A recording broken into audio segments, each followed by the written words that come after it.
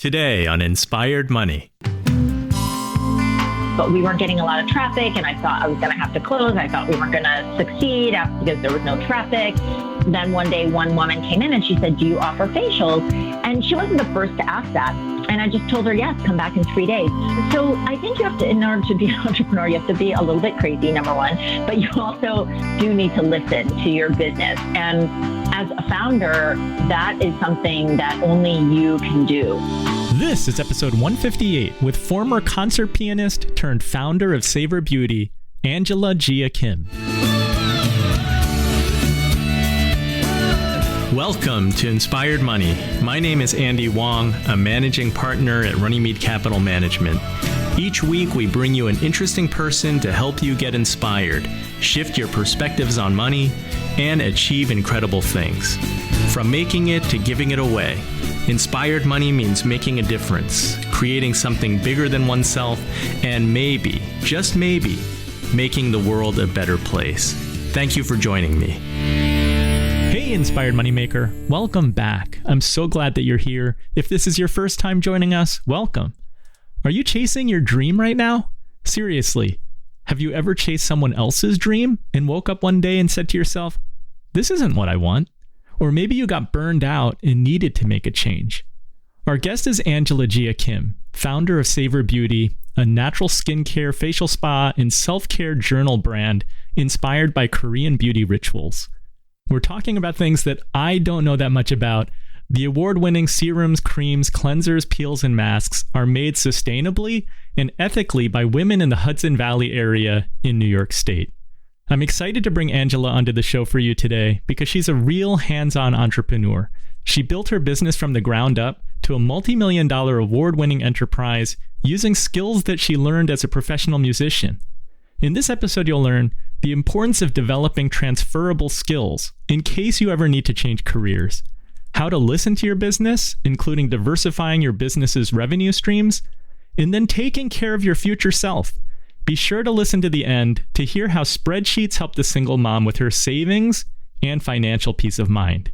Now let's get inspired with Jia Kim.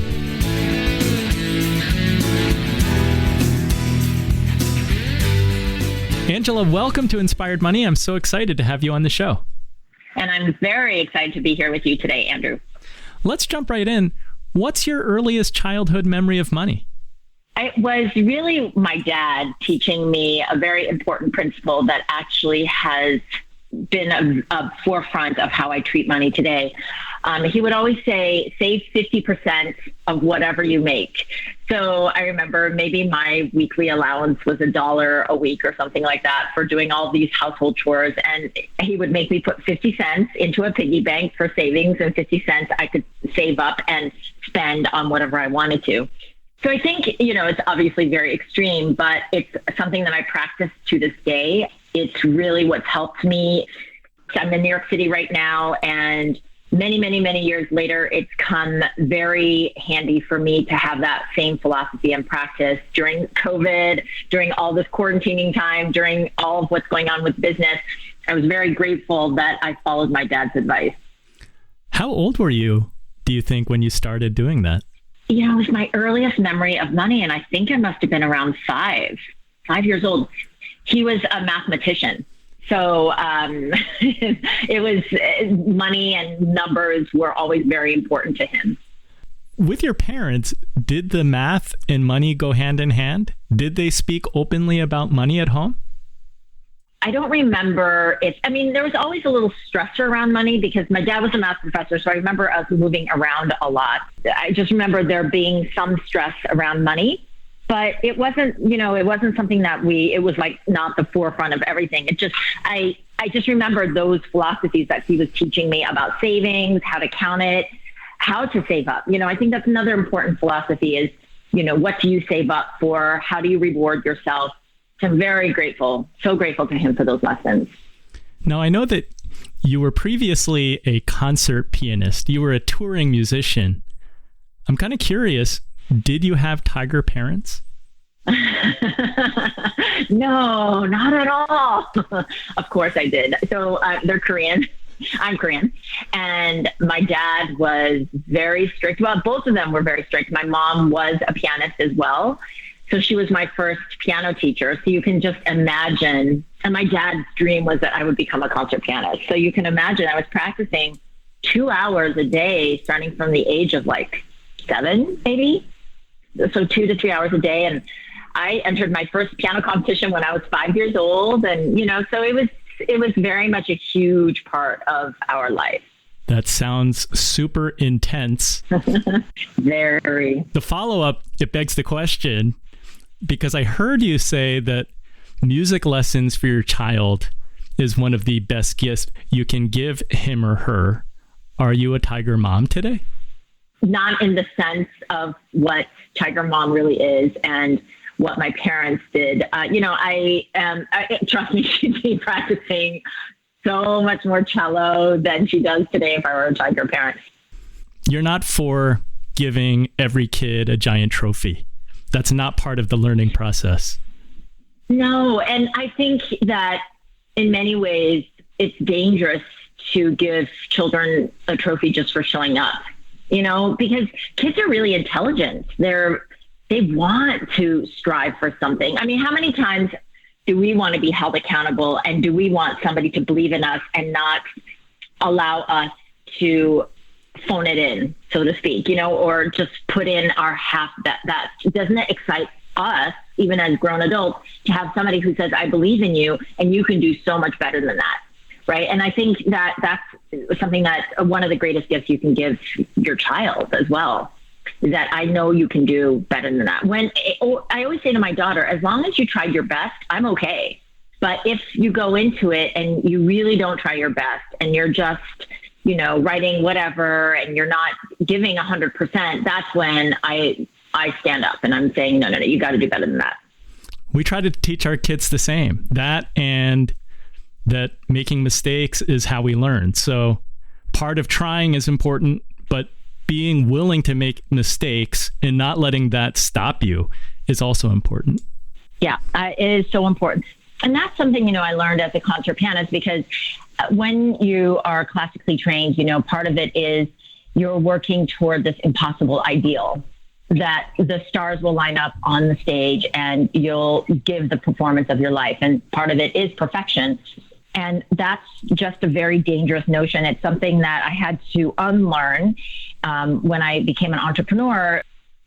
Honestly, Andrew, it was my MBA. Because as a concert pianist, now suddenly I'm an entrepreneur, and I had to learn everything. I feel like I went to the school of hard knocks in many ways. I'm sure you did. Yeah. I'm just imagining, but even being an award-winning musician and having the critical acclaim where you're able to travel the world and perform, it's still not easy. And that's not an easy life. No, it's definitely not an easy life. It afforded me the luxury of travel, which I thoroughly enjoyed, and meeting new people and performing in many different types of venues. And so I'm eternally grateful for those experiences. But I was a solo concert pianist, so I was alone a lot of the time, and that was very difficult when after performance, signing CDs, and then you go back to the hotel room and your best friend is the remote control and the TV, so it was, and then on top of it, for me, I was practicing alone anywhere from 4 to 13 hours a day sometimes. It's not something that I'm, let's put it this way, I'm glad I have a different lifestyle today. I know that your dad passed away when you were just 13. You said that it was his dream for you to become a concert pianist. You realized his dream, but at some point you stopped cold turkey playing piano. What happened? Wow. So that's a question nobody has ever asked me. It's a very important, actually pivotal moment for me. And I think, and I wonder if you're asking because you're Asian as well, and maybe there's a little bit of this need to please your parents. So that's the thing is he passed away when he was 39 years old. I mean, can you imagine? That's so young. And having surpassed that age now, it's just, I I realized like he went too early with his own dreams. And maybe I had a profound sense of that when I was just 13. You know, I remember I went to go visit my great uncle, who at the time was the ambassador for Korea during Jimmy Carter and Reagan's time. He had been. And then I think he was a lawyer after that. So I went to Seoul, Korea, and I was having lunch with him. And I didn't really know his stature. I didn't know his position until we were going up to this top floor in Seoul for this restaurant, and people were bowing to the floor to him. And, you know, I was from Iowa. We were struggling financially because my dad had passed away. And, you know, I'm an American, right? And from the middle of the United States. And then suddenly I'm in Seoul in this fancy building, and these people are dropping to the floor, bowing down to my great uncle, my grandfather's brother. And, you know, he sat down with me and he said, the first thing he said was, "So Angie, what are you going to make of your life that's going to help others?" I thought I was going to show up. He was maybe going to give me some money to go shopping, and we were just going to talk about superficial things. So I was taken aback by how profound that first question was. And I said something like, well, I'd like to be a journalist and a writer maybe, and I'd like to go to Northwestern University. And he said, but I hear you're a fine pianist, and that's a really difficult skill to learn. You're going to be traveling the world. You're going to be meeting people. You're going to learn, as I said earlier, skills that are transferable and skills that you wouldn't be able to learn as a journalist, as a writer. There are so many writers out there. There's so many journalists out there, but very few concert pianists. So go and do something while you're young that's really difficult. And then later down the line, when you're 30 or something, you can change careers, but you're going to learn certain life skills that many people will not have been able to have the fortune of learning. And then it will propel you to your next success. And so that really was a huge turning point for me. And it was when I was flying home from Seoul, I thought about it and I thought that was my dad's dream.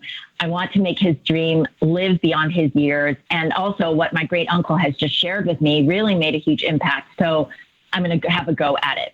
So the passing of my dad and my great uncle and his influential words were really what influenced me to become a concert pianist. Quitting cold turkey is also very interesting because it's piano was such a big part of my life. It was a passion, but I think it eventually became a burnout. You know, my dad's side of the family were high achievers, really went for the stars professionally, worked at all costs. I just remember my dad always waking up at 4 a.m. and working. And so that's my biggest memory of that side of the family. And I think, you know, in many ways for me, that influence led to burnout. And unfortunately, I haven't really touched a piano in over a decade now. Maybe I'll go back to it one day.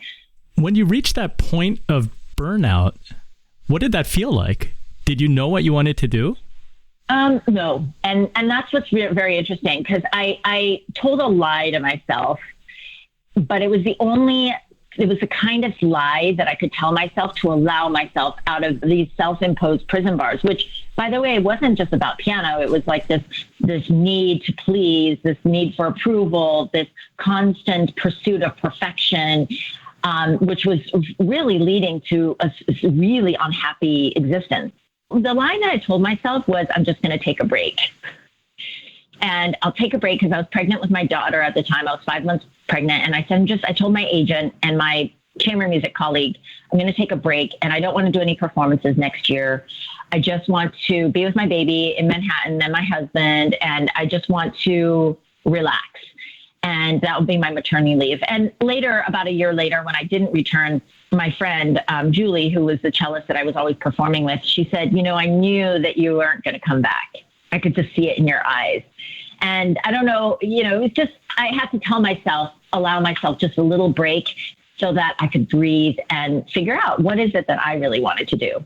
Not what did my mom and dad want me to do, not what did my great uncle want me to do, not what my agent wanted me to do, not what the audience wanted me to do, what did I want to do?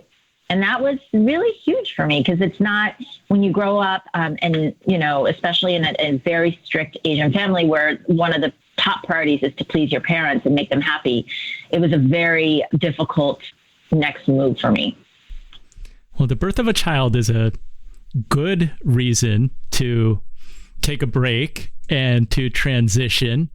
But knowing that you became an entrepreneur, how did you transition from touring pianist to business owner? Because my guess is that going from burnout to entrepreneurship, it doesn't sound like a path to tranquility. You're 100% correct about that. So, it started as a hobby. Before I decided to, quote, take a break from piano, I had been making lotions and potions in my kitchen. And what led to that, me making these concoctions, was I was walking out on stage one day for a performance. And right before I walked out on stage, I had put on this, quote, natural lotion all over my body and started breaking out into hives. When I was done with the performance, I took a look at the list of ingredients and was really shocked to find out how many chemicals were in this supposed natural formula. So just for fun, I started to, long story short, I decided to go into my kitchen and start making my own lotions and potions. And, my mom is Korean, and Korean women are obsessed with skincare. So it's something that I had always grown up with, music and skincare. And my goal was really, I didn't want my mom to be using these creams laden with chemicals. So I wanted to make her and me something that was anti-aging, but that was also organic and natural. That's where my piano skills kicked in. I talked at the top of this about transferable skills. So as a pianist, you're always repeating things over and over again. I don't care how many times it takes you. You do it until you can do it 10 times perfectly, So that was how I approached making lotions. I just made these formulas over and over and over again, 1,000 times. And finally, I sent all these formulas to my mom, and she liked it, started giving them as gifts to friends, and they liked it, and then they wanted to buy it. And so I became this accidental entrepreneur.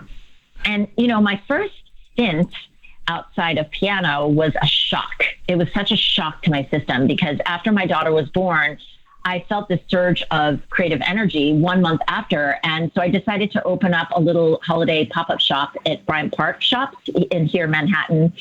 And I had to learn how to sell. And it was the most demoralizing, humiliating experience probably of my life. One of the most harrowing experiences, because as a pianist, I was used to people coming to see me, buying my CDs, me signing autographs. And now suddenly I was out there selling and asking people, do you want to buy this? People were ignoring me, rejecting me, saying no, running away. It was really difficult. But when I look back on it, it was one of the most important, I told you, this was my school of hard knocks. It was one of the important first lessons of entrepreneurship, to learn how to sell.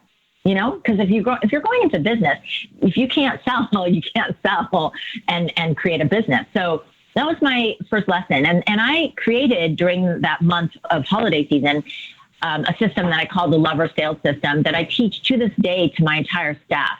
All of my estheticians, now we have, fast forward to a decade, we have, spas, 3 spas in the New York area, and, a bustling skincare brand, Savor Beauty. This is a system that is used to this day to help sell our skincare products. How did you learn how to sell? And you have to tell us about this Lover Fail system. I really learned how to fail by making mistakes over and over again. So I would say, would you like to try some organic Chardonnay cream? And I noticed, number one, it was a numbers game. So 1 out of 10 people would buy. So if you just don't take it personally and you're just like, this is number sales, this is a numbers game, right? But then as a pianist, what I learned was don't repeat things stupidly. Repeat things every single time with thought and mindfulness and the game plan to improve. So I would always evaluate after each rejection. What I would ask, why did she say no?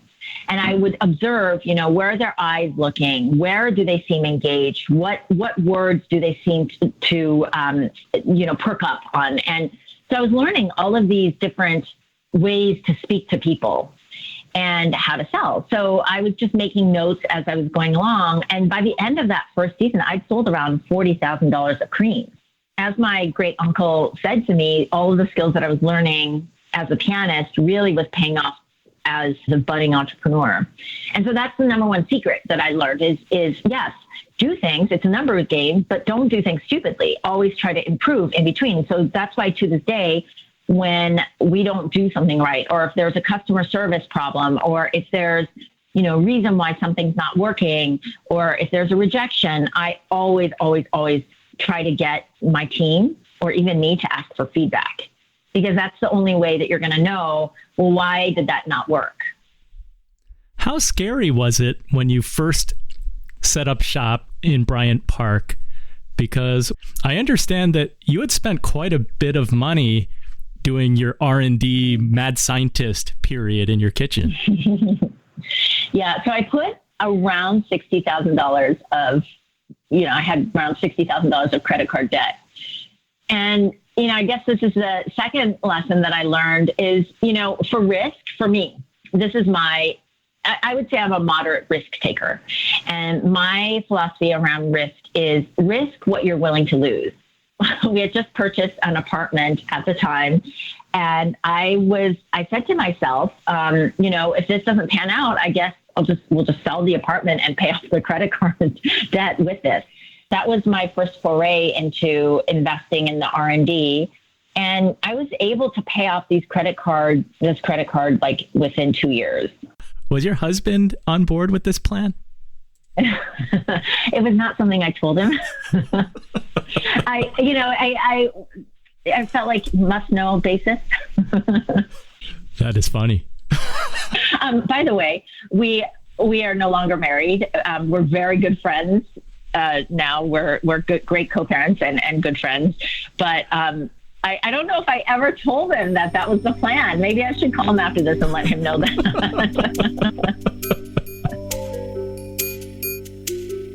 Coming up, Angela validates her business idea, quickly learns how to sell, and be sure to listen to the end to hear how spreadsheets help the single mom with her savings buckets and financial peace of mind. All that and more right after this short break.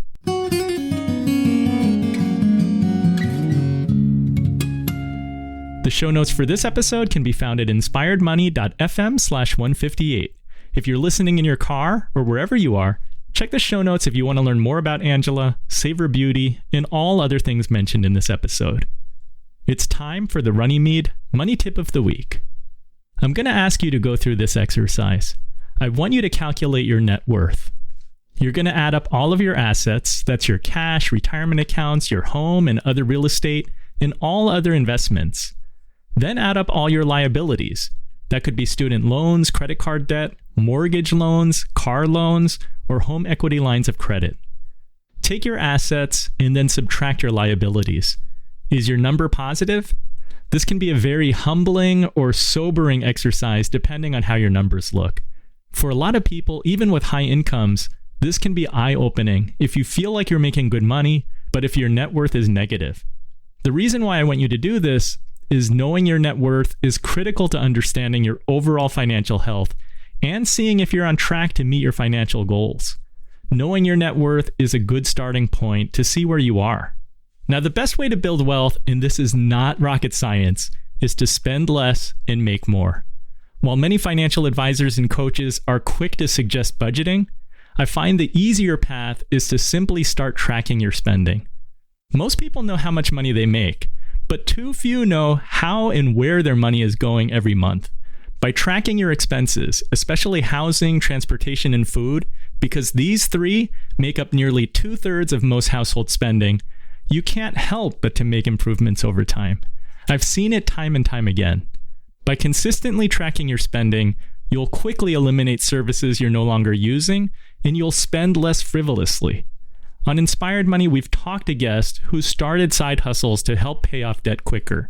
Sometimes you can ask for a raise. Others have sold off items that they don't use or need anymore. You can raise some cash and declutter your house at the same time. When calculating your net worth, don't get discouraged. That's not the point. Families that I've seen make the biggest turnarounds have one thing in common: great communication. They openly talk about money and they set goals. Gamifying the process of building net worth really works. There will be setbacks, but it's also important to celebrate small wins. Have a Friday night pizza party or share a movie. Just remember that celebrating doesn't have to be expensive. That's the Runnymede Money Tip of the Week.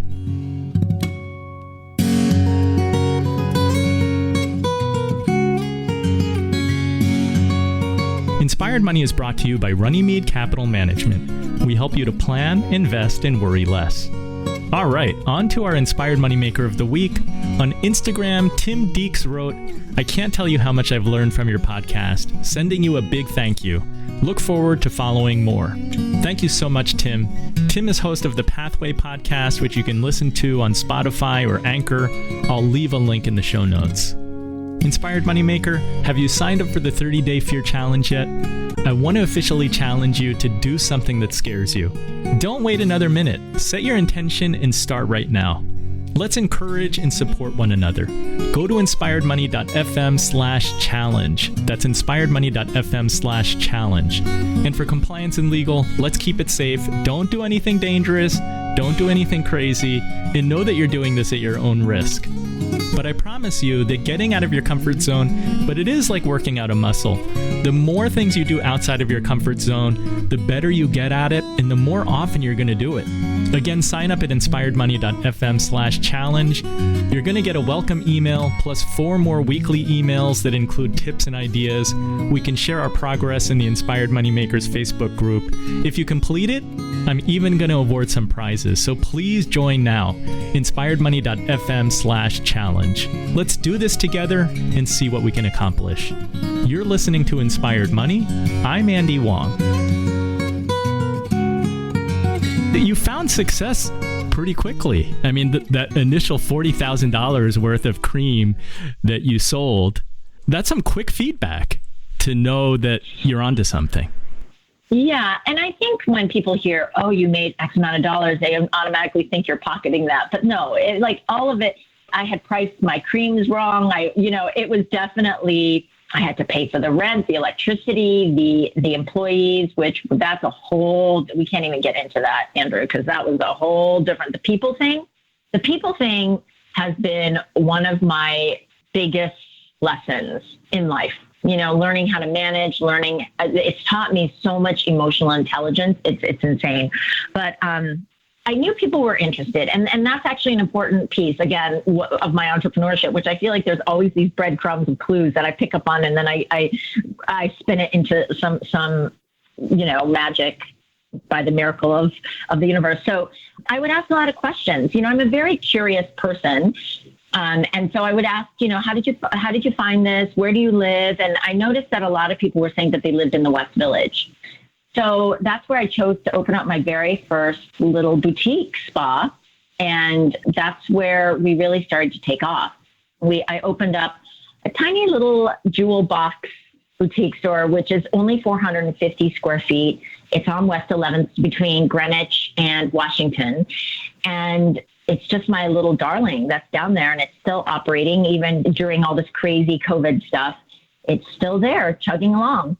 I've heard you say that it's important to listen to your business. How do you do that? I'm listening to the customers. I'm listening to, they're saying they're in the West Village. And then when I opened in the West Village, we weren't doing facials at the time. And we were just selling products, but we weren't getting a lot of traffic. And I thought I was going to have to close. I thought we weren't going to succeed because there was no traffic. Then one day, one woman came in and she said, "Do you offer facials?" And she wasn't the first to ask that. And I just told her, yes, come back in 3 days. So I think you have to, in order to be an entrepreneur, you have to be a little bit crazy, number one, but you also do need to listen to your business. And as a founder, that is something that only you can do because it's part of your DNA. Today, now that I have employees, I have, a growing brand, I really trust my employees to listen to the business. And we have a very collaborative workforce of women who I believe, are so intuitive, in tune to what our customers want that I really trust them to listen to the business. What is it? And I always ask, if you were flying any of our meetings, you'd always hear me saying, what do you guys think? What do you think is the next best step? And I'm always considering, I ultimately make the decision because I'm ultimately responsible, but I really take into consideration what these smart, amazing women are saying and feeling. It takes really good listening to be an effective leader. I would imagine that during this very, very unusual time of COVID, business owners have to make difficult decisions. Are there times when you have to make a decision where you're not listening, where it's just your gut telling you to do something? Yeah, well, that's listening, right? That's listening actually on the highest level. Right in March when we were one of the first stores to close, actually. It was March the 13th, Friday the 13th.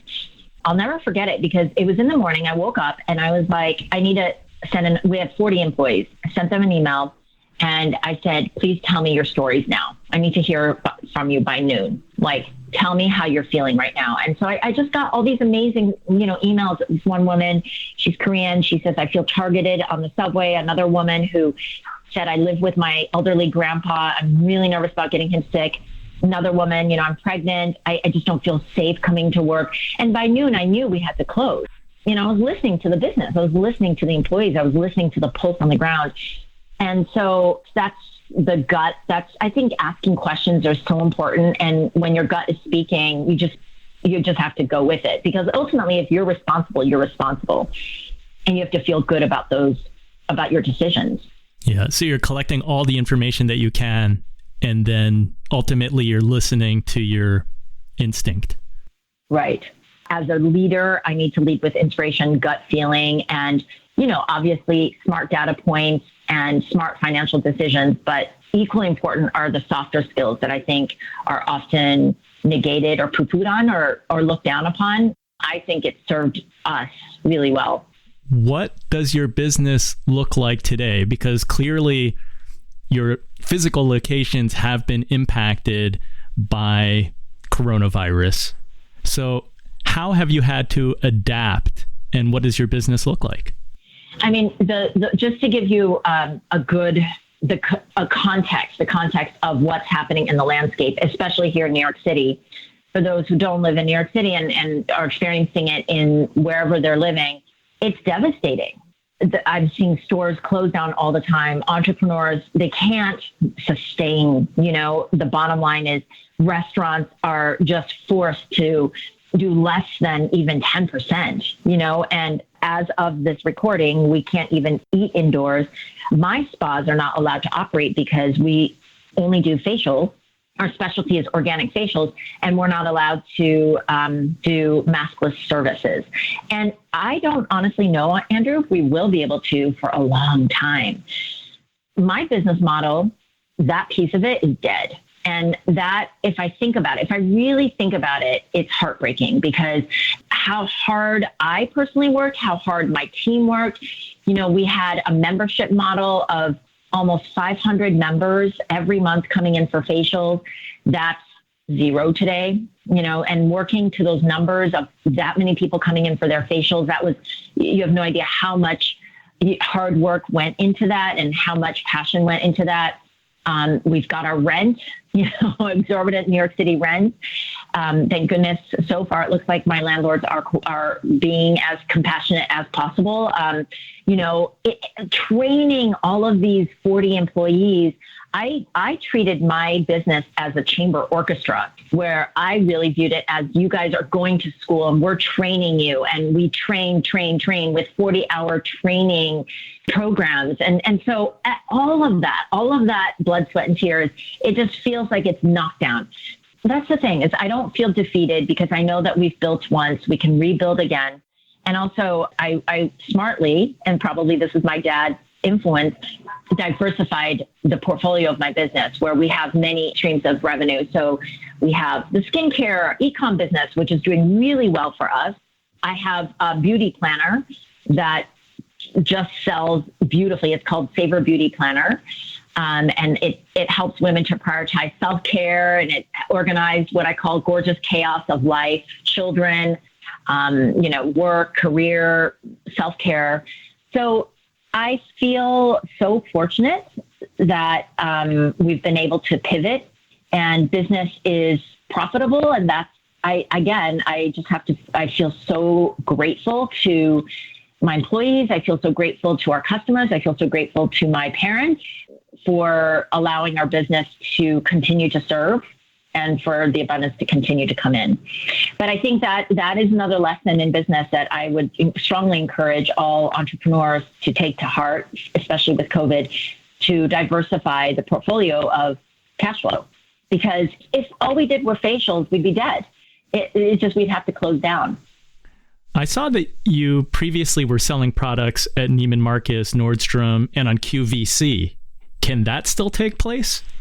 Oh, yeah. And it is taking place. I mean, we know some of those companies are bankrupt right now and not doing so well. So I think for us, D2C, which is direct to consumer, is huge. You know, it's a way that we can talk directly to the customer. I think 10 years ago, you really needed a lot of this. And we are grateful for their partnership as well, but we're not dependent on it.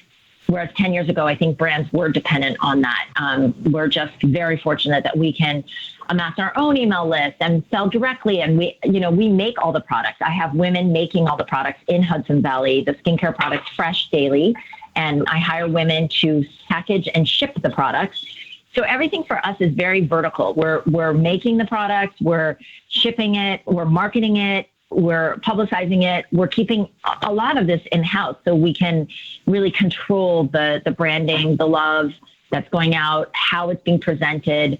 So that's not something necessarily we'd be able to do if we were dependent on the bigger corporation. Is that a reflection of you starting in your kitchen? The fact that you want to maintain control of the manufacturing? Yeah, maybe. After I'll just tell this story because this might actually be the bigger reason why I do this. After my dad passed away, my mom, she was a piano teacher and she was really struggling to make ends meet as a Korean mom in the middle of Iowa with 3 girls, teenage girls, no less. And so I saw her struggle getting a job and I was really worried for her, like all the way until I went to college. I tried to start a couple businesses for her. She wasn't super entrepreneurial, so that didn't really work out.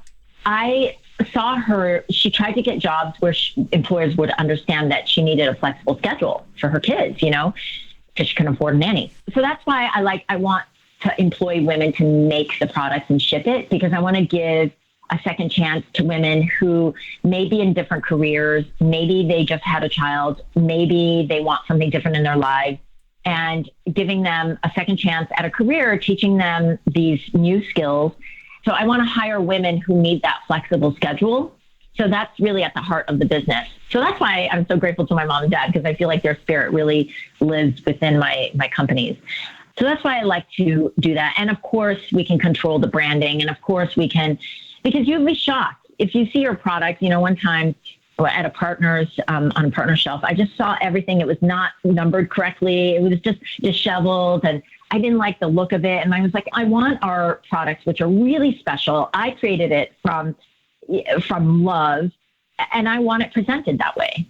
Angela, you mentioned several times being a perfectionist, especially as a musician. Once that's in your DNA, I don't know that you can ever get rid of it. How do you use perfectionism for good and not for evil?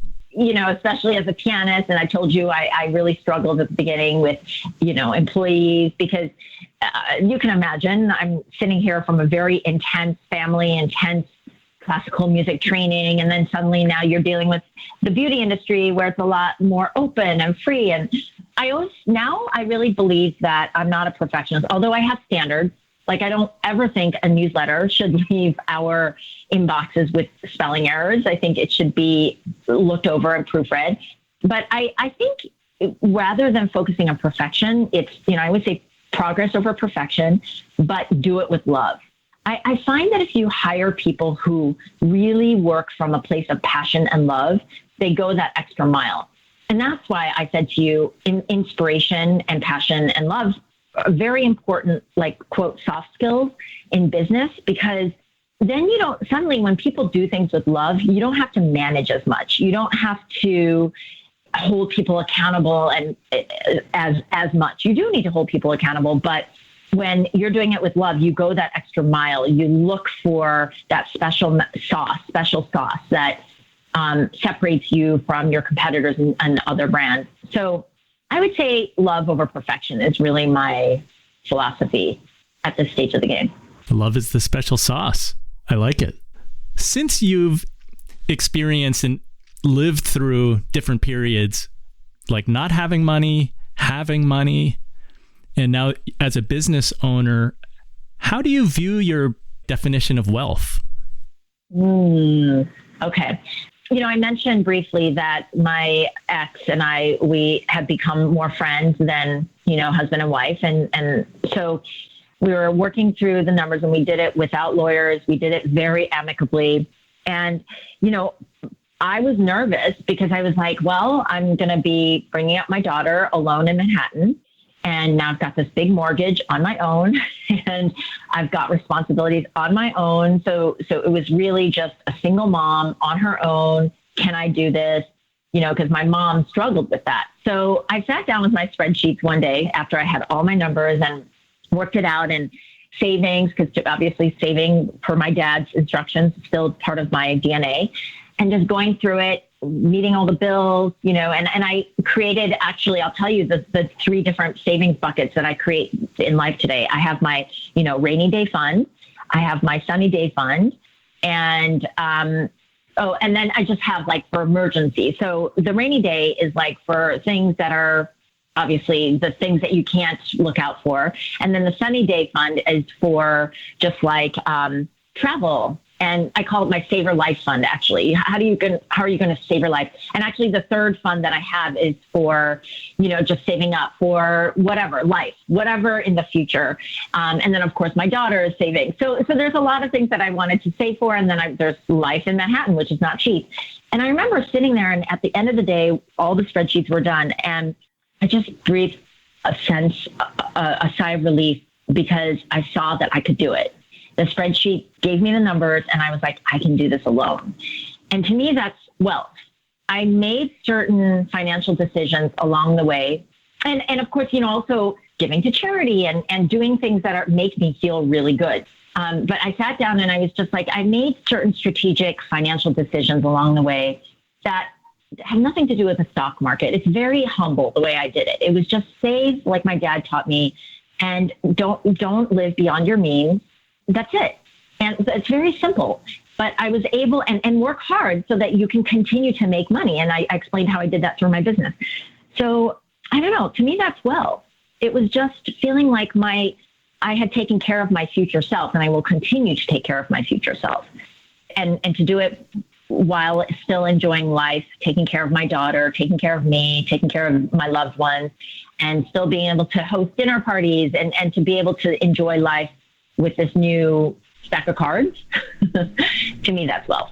I love that you maintain that control, and that you mentioned that there is like a charity and giving component. What does that look like for you?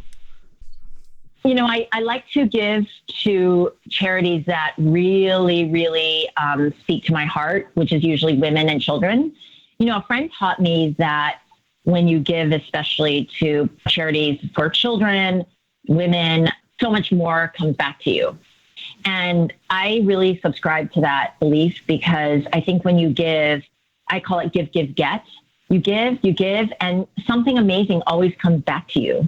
So that's what we do in our business. We're always giving in our business. I think that's really important, to give back if you can. And I think it's an important responsibility for businesses to do that, especially today. And it's important that my daughter see that. She does a lot of lemonade stands in front of my spas, and she raises money. I've never, ever taught her to do a lemonade stand to keep the money to go buy something. It's always for charity. And so she's always done lemonade stands. She does like 3 a year, and she raises money for ASPCA, she loves animals. So that's what means the most to her. So I think the charity component is, when you can, is probably one of the most important things. And actually, in the second part of my life, what I would love to do is dedicate my life to some nonprofit or something to give back. I don't know what that looks like yet, because I feel like that's a while away still. But that's something, I really admire Audrey Hepburn. I really admire Christy Turlington, these women who, the first part of their lives, they really worked hard in their careers. And then the second half, I feel like they've just started their own nonprofit, and they're doing their own beautiful deeds in the world to give back. That poem, actually, that I read in one of Audrey Hepburn's autobiographies, something like, when you're young, remember, and I'm butchering this, but hopefully the sentiment makes sense. When you're young, you've got one hand, and as you get older, remember, you have your other hand to help others. I love it. Do you have any specific examples of give, give, get in your life or business? Well, actually, so give, give, get is something that I started practicing where I would just give very freely, generously to help others. Doesn't matter what. It could be to a real estate agent, a connection, or giving advice to a young entrepreneur, or, when I get together with friends, just giving them contacts, to various manufacturers, whatever it is, like you give. And people, when you give, especially from a cup that overflows, meaning that you don't expect anything in return, and it's because you just generously want to give and help, and you give from that intention, they will not only want to help you in the future, but it's just going to come back to you in some shape or form. And I think the most recent example of give, give, get was when on March 13th, I had to let go of, I think, 26 employees. And I have a hard time firing one. I had to let go of 20-something employees. And I remember just shaking before calling each one of them. And the first phone call, I was so nervous. And I had my HR person there. I had my manager there, and it was me. And we were just firing her, go on unemployment, go take care of yourself. And her first reaction was, how are you guys doing? How are you doing? Angela, I know you've put, I'm going to start crying thinking about this. Like, you put so much into your business. How are you doing? And it just was so touching that she was concerned about us. And she said, don't worry about me. I'll go on unemployment. It'll be fine. I'm sure she was scared.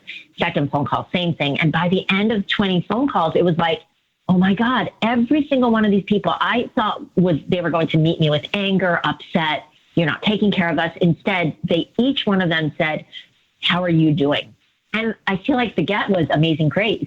Yeah, it was really beautiful. So that's give, give, get, like at its highest level. It doesn't have to be a get that's material. To me, that day, my managers had taken such good care of our team, treated them as well as they could. We've always tried to be very fair to our employees. I mean, there's always these little things that happen along the way, but we have always tried to lead with the heart. And you know what? The get was that in the moment when we were so scared, they gave to us. So I think that's beautiful. Oh, so powerful. The gift of grace is invaluable. I like to ask all the Inspired Money guests, how do you define success? I think success is abundance. And abundance to me means abundance of love. My child is healthy. Health is wealth. Abundance of connection with friends and family. And of course, abundance with feeling financially secure, like that moment when I felt like I can do this, I can take care of myself. And just abundance of, like, I know this is going to sound really cheesy and corny, but just abundance of love for yourself, where you can spend time with yourself and enjoy it and not feel this circling back to my younger days when I felt like I had to seek approval. And now I seek authenticity. And, to me, that's the greatest act of abundance and love. So I think success for me is really abundance. Not cheesy at all. I love it. Oh, thank you so much. Sometimes I say things and I'm like, oh my God, does that sound really cheesy? But I mean it. I think about these things a lot, and I lead my company with these pillars of philosophy. So I'm glad it doesn't come across as cheesy. Well, thank you so much for sharing your story from musician to starting a business from scratch and building it to a multi-million-dollar award-winning business. Can you tell the Inspired Money listener where to learn more about you and Savor Beauty and Spa? Instagram is where my team and I play the most. So I'm at Angela Jia Kim, and the middle name is spelled J as in Jane, I-A. Last name Kim as Mary. And then, of course, at Savor Beauty. You can visit our website. It's savorbeauty.com and then savorbeautyplanner.com. Awesome. Thanks so much, Angela. Yeah, thank you so much, Andrew. It was a pleasure. So what was your favorite Inspired Money moment? I really enjoyed chatting with Angela, learning about her unique path and her business. She had so many valuable takeaways. I really like the power of listening to your business, listening to your employees, and listening to your customers. Take that all in, and then listen to your gut. You have to feel good about the decisions that you make. Okay, Inspired Moneymaker, let's connect on social media. Screenshot this episode on your smartphone right now and post it to social media with your favorite Inspired Money moment. Don't forget to tag me. I'm inspiredmoney.fm on Instagram, Runnymede Cap on Twitter, that's RUNNYMEDECAP, or Andy Wong 888 on LinkedIn, that's ANDYWANG 888. Use the hashtag Inspired Money. You can always email me at inspiredmoney.fm/Andy. I'd love to hear from you, and I'll give you a shout out here on the podcast. If you'd like to get an Inspired Money sticker or button, email me your address. Again, that's inspiredmoney.fm/Andy. Inspired Money is edited by Christopher Wright of Wright Media. Thank you so much for joining me. If you're not yet subscribed, do it right now so that you won't miss next week's show. I'll see you then. The music you're listening to right now and all other music on today's show is by the amazing Jim Kimo West. Have an inspired week and do something that scares you, because that's where the magic happens.